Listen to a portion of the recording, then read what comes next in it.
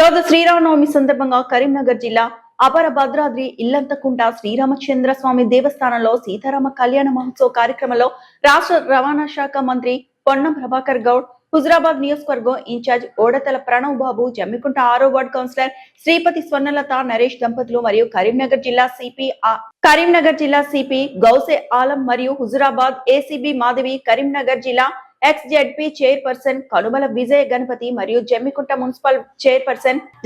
Municipal vice chairman Mohammed Javed మరియు కమలాపూర్ వ్యవసాయ market committee chairman Toutam Jhansi Rani Ravinder తదితరులు పాల్గొన్నారు.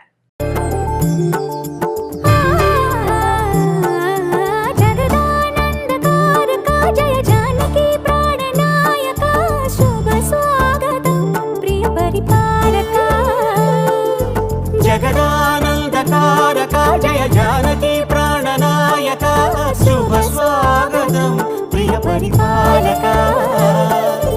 మంగళకరమౌ నీరాక ధర్మానికి వేదిక అవుగాక, మా జీవనమే ఇక పావనమౌగాక.